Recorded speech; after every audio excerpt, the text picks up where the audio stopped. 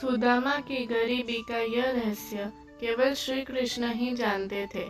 इसके पीछे सुदामा की बेईमानी की कथा भी काफी प्रचलित है। मगर सुदामा की बेईमानी के पीछे एक गहरा रहस्य छुपा था, जिसे सिर्फ कृष्ण ही जानते थे। इसलिए ही श्री कृष्ण ने अपने मित्र की सहायता की और उन्हें धनवान बना दिया। दरअसल सुदामा जी के गरीब होने के पीछे वजह श्री कृष्ण के प्रति उनका परम मित्रता ही था। जानिए कैसे। वासुदेव श्री कृष्ण का नाम जपती थी।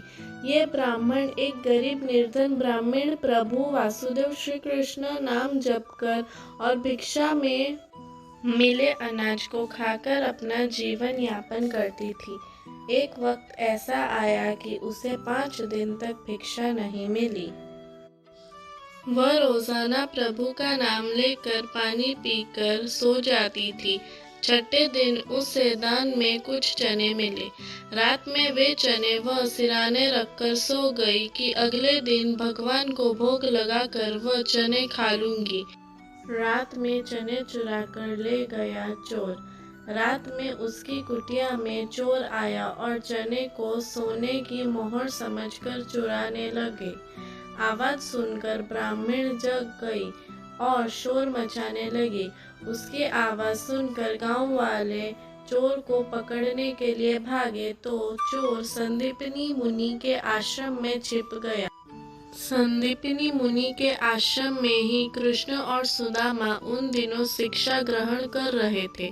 चने की पोटली रह गई कुटिया में। गांव वालों को अपनी ओर आता देख चोर हड़बड़ाहट में चने की पोटली वहां आश्रम में छोड़ गए। अगले दिन गुरु माता को वह चने की पोटली मिल गई।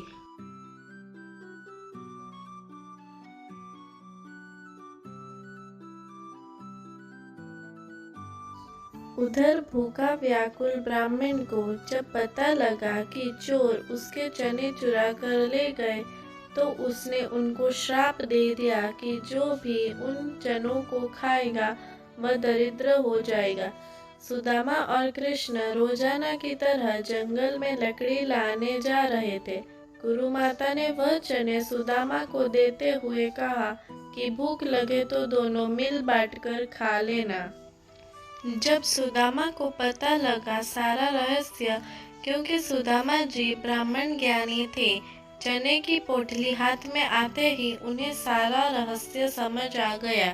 तब उन्होंने सोचा कि यदि ये चने उन्होंने कृष्ण को दे दिया तो सारी सृष्टि गरीब हो जाएगी। उन्होंने सोचा मैं कदापि ऐसा नहीं कर सकता। मेरे रहते मेरे भगवान दरिद्र हो जाए, ऐसा नहीं हो सकता। इसलिए उन्होंने बिना कृष्ण को दिए सारे चने खुद खा लिए। मगर भगवान कृष्ण भी समझ गए थे कि सुदामा ने ऐसा क्यों किया।